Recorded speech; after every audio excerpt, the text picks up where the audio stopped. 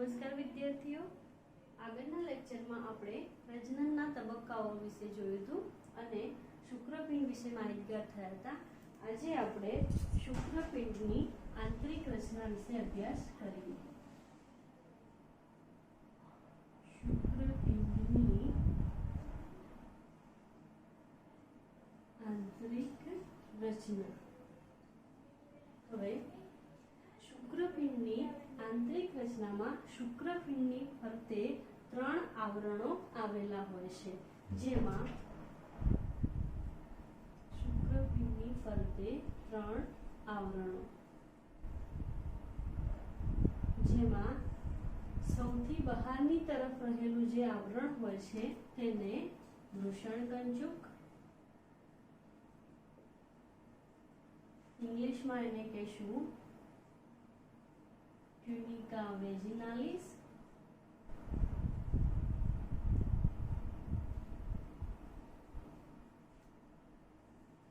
મધ્યમાં આવેલું શ્વેતકંજુક,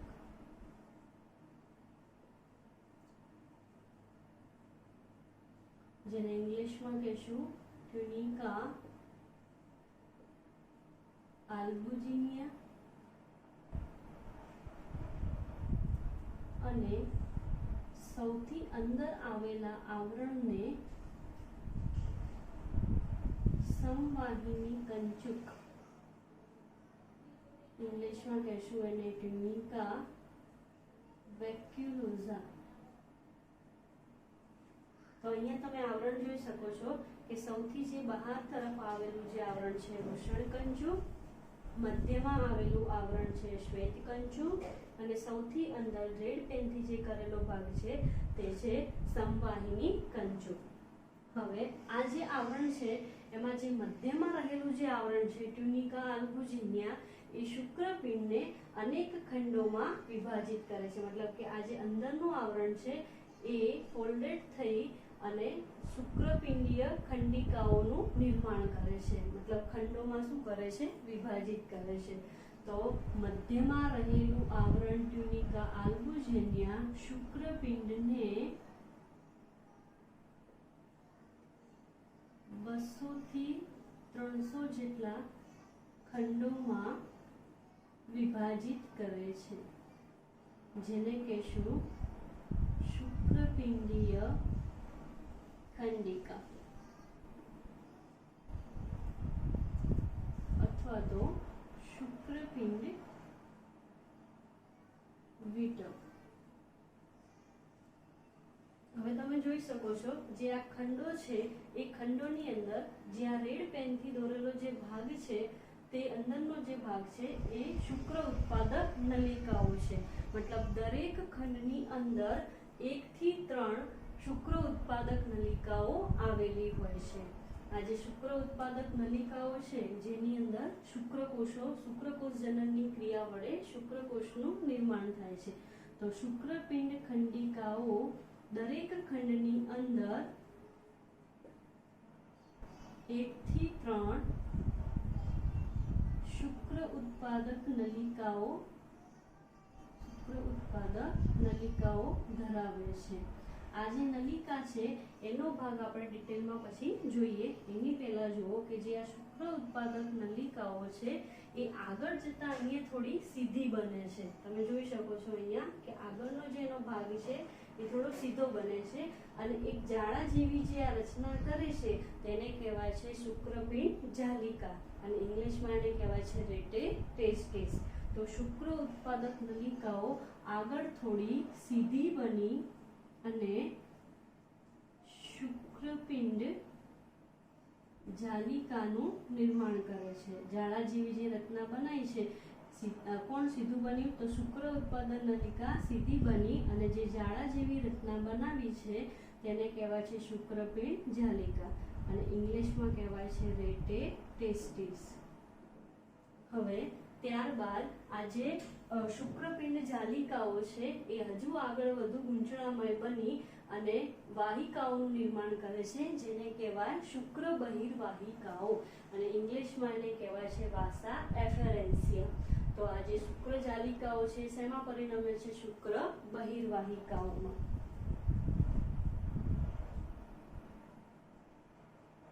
શુક્ર બહિર્વાહિકાઓ. ઇંગ્લિશ નામ તમે યાદ રાખજો નીટ માટે, કેમ કે જે શુક્રકોષના વહનનો જે આપણે માર્ગ સમજવાનો છે, એમસીક્યુમાં બહુ પૂછાય છે.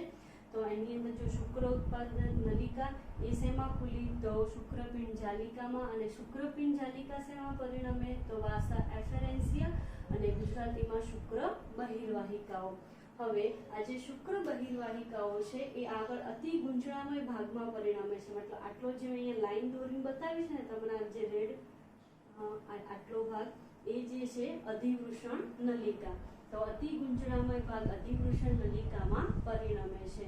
આ જે અધિવૃષણ નલિકા છે ત્યારબાદ શુક્રવાહિનીમાં તરીકે આગળ વધે છે. અધિવૃષણ નલિકાનું સ્થાન તમને ખબર છે કે શુક્રપિંડની પશ્વ સપાટીએ નિકટતાથી ગોઠવાયેલી હોય છે. આ જે અધિવૃષણ નલિકા છે એની પણ રચના આપણે ડિટેલમાં સમજીએ તે પહેલા અહીંયા જુઓ કે જે શુક્ર ઉત્પાદક નલિકાઓ છે એને આપણે જોઈએ.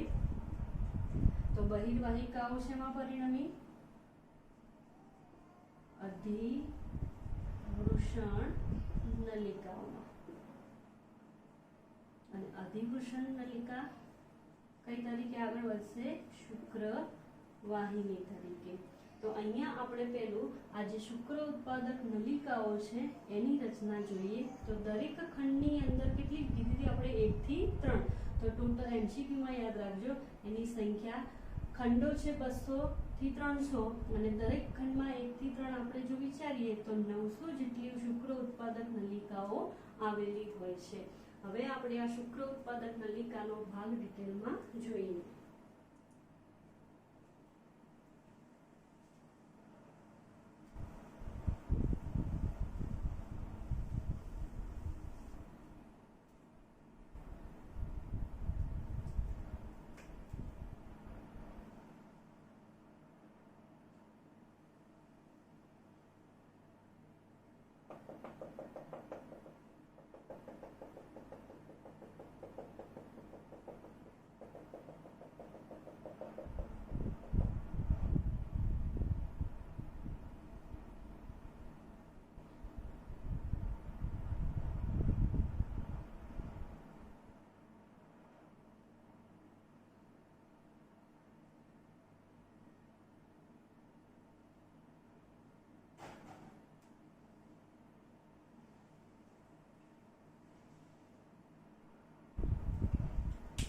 અહીંયા જુઓ જે આ શુક્ર ઉત્પાદક નલિકાનો આટલો ભાગ આપણે જોઈએ કે શુક્ર ઉત્પાદક નલિકાની જે આજુબાજુ જે આ પ્રવાહી જે રહેલું હોય છે એ પ્રવાહીને કહેવાય આંતરાલીય પ્રવાહી. જે કઈ પેશી ધરાવે છે? સંયોજક પેશી. તો જે પ્રવાહી સંયોજક પેશી આટલો શુક્ર ઉત્પાદક નલિકાની આજુબાજુ રહેલું પ્રવાહી. હવે શુક્ર ઉત્પાદક નલિકાની ફરતે જે આવરણ હોય છે એ આવરણને કહેવાય છે ઘનાકાર જનન અધિચ્છદ આવરણ.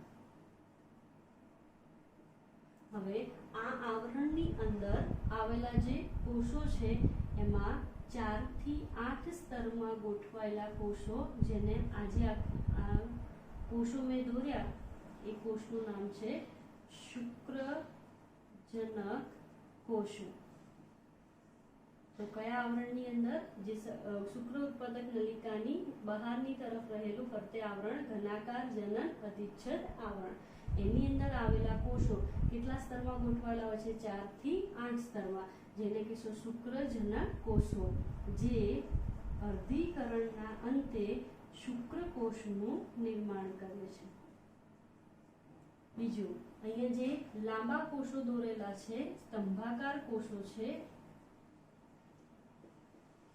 એ પણ ઘનાકાર જનન અધિચ્છદ આવરણમાં જોવા મળે છે. તો જે સ્તંભાકાર કોષો જે છે તે છે સર્ટોલી કોષો. હવે સર્ટોલી કોષોનું કાર્ય તમે અહીં યાદ રાખજો, જે શુક્રકોષોને પોષણ પૂરું પાડે છે.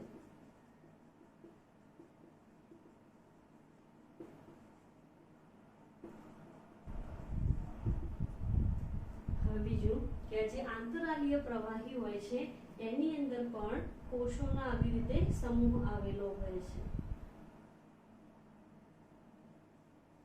જેને આપણે કહેશું આંતરાલીય કોષો અને ઇંગ્લિશમાં કહેશું લીડિંગ કોષો, જે નર જાતીય અંતઃસ્ત્રાવ ટેસ્ટોસ્ટેરોનનો સ્ત્રાવ કરે છે.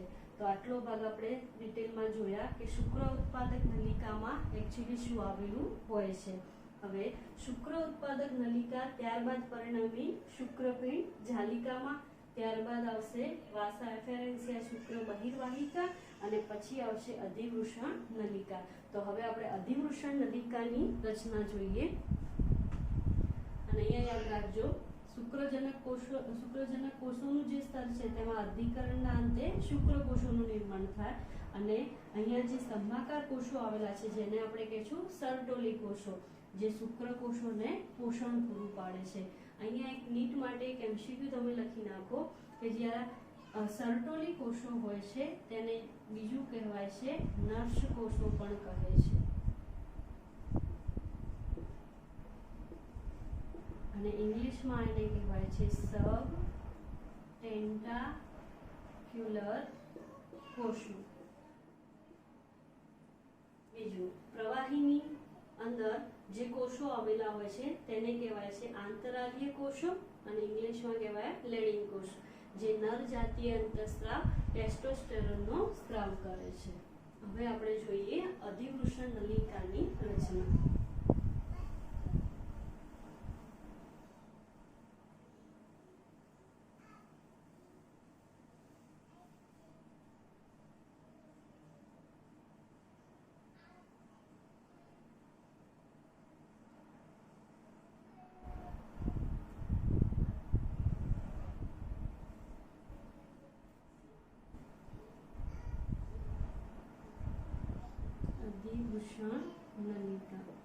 અધિવૃષણ નલિકા એ મનુષ્યમાં, એક એમસીક્યુ લખી દેજો, મનુષ્યમાં 6 મીટર લાંબી હોય છે અને સસલાની અંદર 3 મીટર લાંબી હોય છે. તેનું સ્થાન તો શુક્રપિંડની પશ્વ સપાટીએ નિકટતાથી જોડાયેલી હોય છે.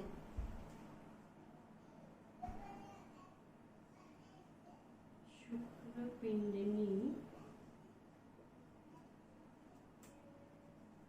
પશ્વ સપાટીએ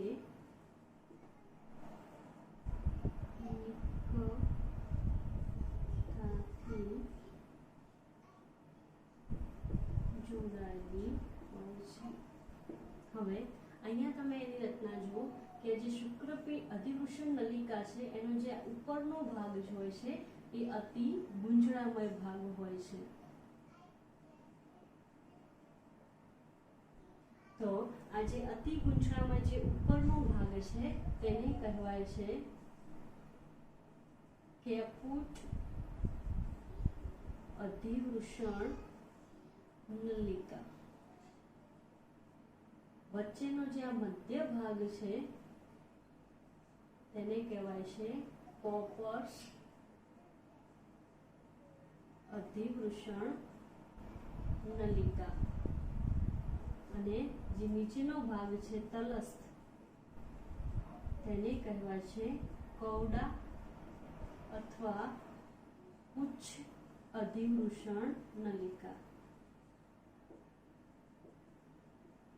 તો એના નામ યાદ રાખજો. તો અધિવૃષણ નલિકા 3 ભાગ ધરાવે છે. ઉપરનો જે ભાગ હોય છે અતિ ગુંજળામાં જેને કેપુટ અધિવૃષણ નલિકા કહેવાય છે, મધ્યમાં રહેલા ભાગને કોપર્સ અધિવૃષણ નલિકા કહેવાય છે અને નીચે તલસ્થ ભાગને કૌડા અથવા તો ઉચ્ચ અધિવૃષણ નલિકા કહેવામાં આવે છે.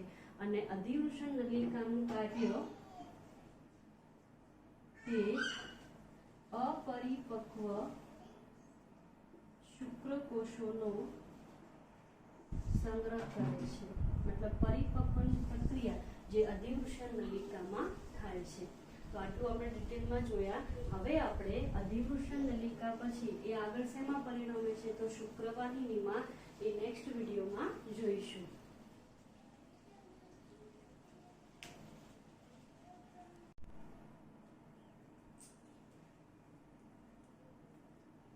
નમસ્કાર વિદ્યાર્થીઓ, આગળના લેક્ચરમાં આપણે પ્રજનનના તબક્કાઓ વિશે જોયું હતું અને શુક્રપિંડ વિશે માહિતગાર થયા હતા. આજે આપણે શુક્રપિંડની આંતરિક રચના વિશે અભ્યાસ કરીએ. શુક્રપિંડની આંતરિક રચના. હવે શુક્રપિંડની આંતરિક રચનામાં શુક્રપિંડની ફરતે 3 આવરણો આવેલા હોય છે, જેમાં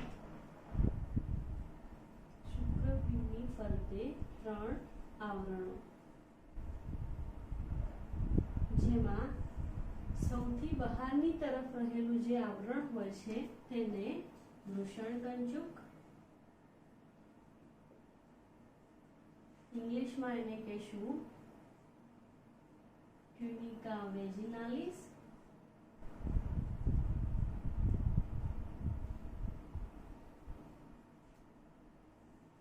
મધ્યમાં આવેલું શ્વેતકંજુક,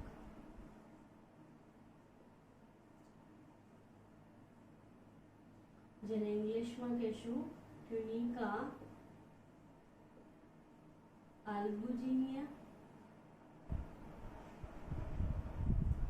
અને સૌથી અંદર આવેલા આવરણને સમવાહિની કંચુક, ઇંગ્લિશમાં કહેશું એને ટ્યુનિકા વેક્યુલોઝા. તો અહીંયા તમે આવરણ જોઈ શકો છો કે સૌથી જે બહાર તરફ આવેલું જે આવરણ છે વૃષણકંજુક, મધ્યમાં આવેલું આવરણ છે શ્વેતકંજુક, અને સૌથી અંદર રેડ પેનથી જે કરેલો ભાગ છે તે છે સમવાહિની કંજુક.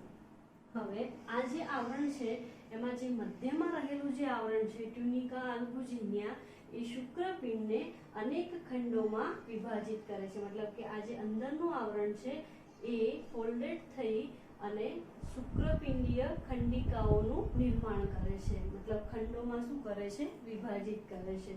તો મધ્યમાં રહેલું આવરણ ટ્યુનિકા આલ્બુજિનિયા શુક્રપિંડને 200 થી 300 જેટલા ખંડોમાં વિભાજિત કરે છે, જેને કહેશું શુક્રપિંડીય ખંડિકા અથવા તો શુક્રપિંડ વિટક. હવે તમે જોઈ શકો છો જે આ ખંડો છે એ ખંડોની અંદર જે આ રેડ પેનથી દોરેલો જે ભાગ છે તે અંદરનો જે ભાગ છે એ શુક્ર ઉત્પાદક નલિકાઓ છે. મતલબ દરેક ખંડની અંદર 1 થી 3 શુક્ર ઉત્પાદક નલિકાઓ આવેલી હોય છે. આ જે શુક્ર ઉત્પાદક નલિકાઓ છે જેની અંદર શુક્રકોષ જનનની ક્રિયા વડે શુક્રકોષનું નિર્માણ થાય છે. તો શુક્રપિંડ ખંડિકાઓ દરેક ખંડની અંદર 1 થી 3 શુક્ર ઉત્પાદક નલિકાઓ ધરાવે છે. આ જે નલિકા છે એનો ભાગ આપણે ડિટેલમાં પછી જોઈએ. એની પહેલા જુઓ કે જે આ શુક્ર ઉત્પાદક નલિકાઓ છે એ આગળ જતા અહીંયા થોડી સીધી બને છે. તમે જોઈ શકો છો અહીંયા કે આગળનો જે એનો ભાગ છે એ થોડો સીધો બને છે અને એક જાળા જેવી જે આ રચના કરે છે તેને કહેવાય છે શુક્રપિંડ જાલિકા, અને ઇંગ્લિશમાં એને કહેવાય છે રેટે ટેસ્ટિસ. તો શુક્ર ઉત્પાદક નલિકાઓ આગળ થોડી સીધી બની અને શુક્રપિંડ જાલિકાનું નિર્માણ કરે છે. જાળા જેવી જે રચના બનાવી છે, કોણ સીધું બન્યું? તો શુક્ર ઉત્પાદન નલિકા સીધી બની અને જે જાળા જેવી રચના બનાવી છે તેને કહેવાય છે શુક્રપિંડ જાલિકા, અને ઇંગ્લિશમાં કહેવાય છે રેટે ટેસ્ટિસ. હવે ત્યારબાદ આ જે શુક્રપિંડ જાલિકાઓ છે એ હજુ આગળ વધુ ગૂંચળામય બની અને વાહિકાઓનું નિર્માણ કરે છે, જેને કહેવાય શુક્ર બહિર્વાહિકાઓ, અને ઇંગ્લિશમાં એને કહેવાય છે વાસા એફેરેન્સિયા. તો આ જે શુક્ર જાલિકાઓ છે શેમાં પરિણમે છે? શુક્ર બહિર્વાહિકાઓમાં.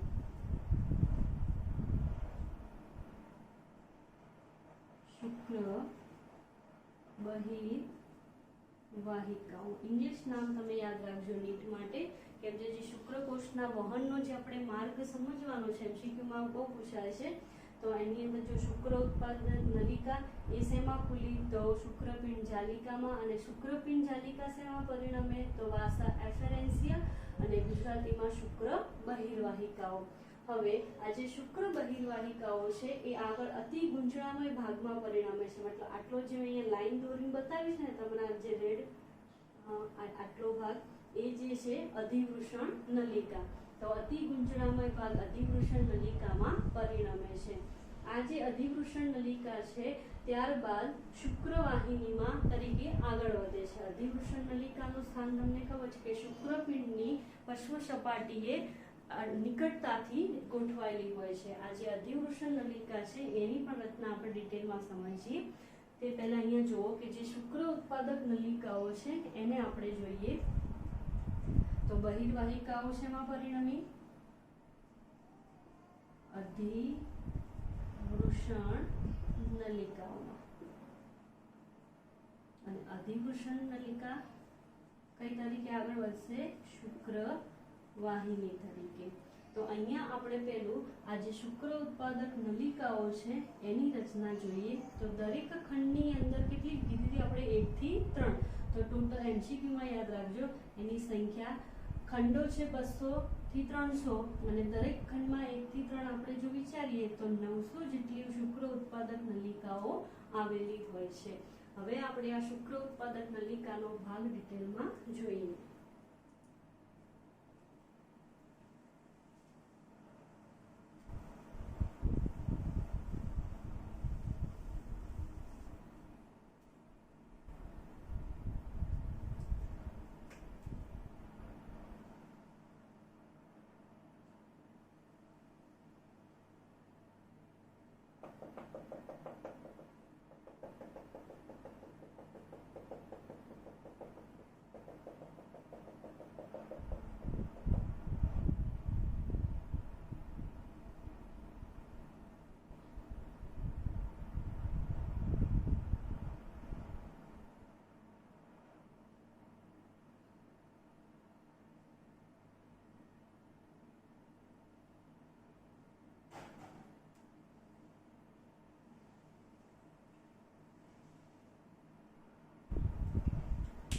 અહીંયા જુઓ, જે આ શુક્ર ઉત્પાદક નલિકાનો આટલો ભાગ આપણે જોઈએ કે શુક્ર ઉત્પાદક નલિકાની જે આજુબાજુ જે આ પ્રવાહી જે રહેલું હોય છે એ પ્રવાહીને કહેવાય આંતરાલીય પ્રવાહી.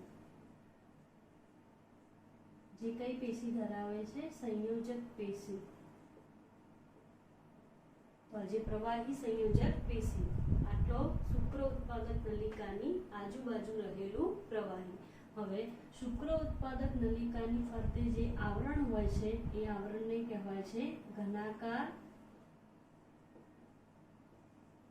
જનન અધિચ્છદ આવરણ.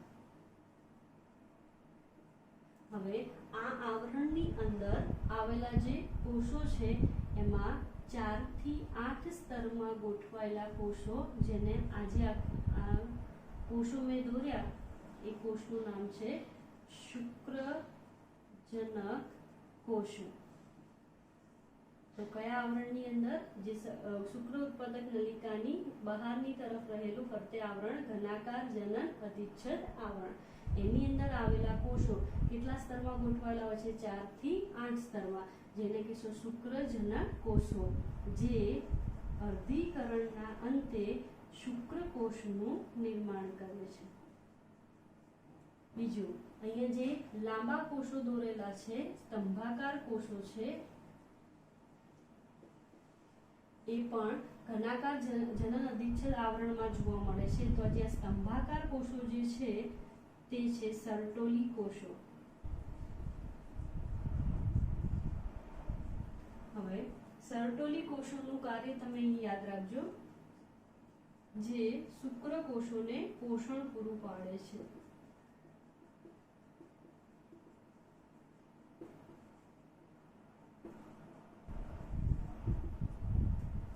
બીજું કે જે આંતરાલીય પ્રવાહી હોય છે એની અંદર પણ કોષોના આવી રીતે સમૂહ આવેલો હોય છે, જેને આપણે કહેશું આંતરાલીય કોષો અને ઇંગ્લિશમાં કહેશું લીડિંગ કોષો, જે નર જાતીય અંતઃસ્ત્રાવ ટેસ્ટોસ્ટેરોનનો સ્ત્રાવ કરે છે. તો આટલો ભાગ આપણે ડિટેલમાં જોયા કે શુક્ર ઉત્પાદક નલિકામાં એકચ્યુઅલી શું આવેલું હોય છે. હવે શુક્ર ઉત્પાદક નલિકા, ત્યારબાદ પરિણમી શુક્રપિંડ જાલિકામાં, ત્યારબાદ આવશે વાસા એફેરેન્સિયા શુક્ર બહિર્વાહિકા અને પછી આવશે અધિવૃષણ નલિકા. તો હવે આપણે અધિવૃષણ નલિકાની રચના જોઈએ. અને અહીંયા યાદ રાખજો, શુક્રજનક કોષોનું જે સ્તર છે તેમાં અધિકરણના અંતે શુક્રકોષોનું નિર્માણ થાય અને અહીંયા જે સ્તંભાકાર કોષો આવેલા છે જેને આપણે કહીશું સર્ટોલી કોષો, જે શુક્રકોષોને પોષણ પૂરું પાડે છે. અહીંયા એક નીટ માટે એક એમસીક્યુ તમે લખી નાખો કે જ્યારે સર્ટોલી કોષો હોય છે તેને બીજું કહેવાય છે નર્સ કોષો પણ કહે છે. અને ઇંગ્લિશમાં એને કહેવાય છે સબ ટેન્ટાક્યુલર કોષો. બીજું, પ્રવાહીની અંદર જે કોષો આવેલા હોય છે તેને કહેવાય છે આંતરાલીય કોષો અને ઇંગ્લિશમાં કહેવાય લીડિંગ કોષ, જે નર જાતીય અંતઃસ્ત્રાવ ટેસ્ટોસ્ટેરોનનો સ્ત્રાવ કરે છે. હવે આપણે જોઈએ અધિવૃષણ નલિકાની રચના.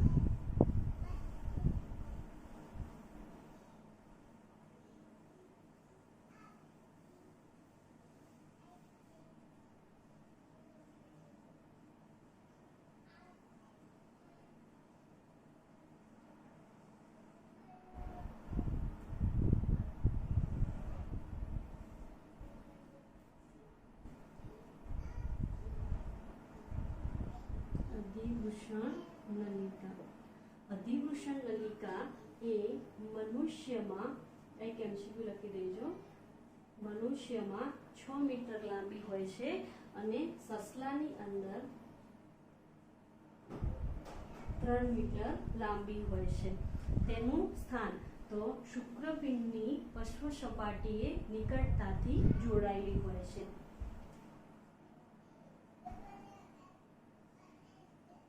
શુક્રપિંડની પશ્વ સપાટીએ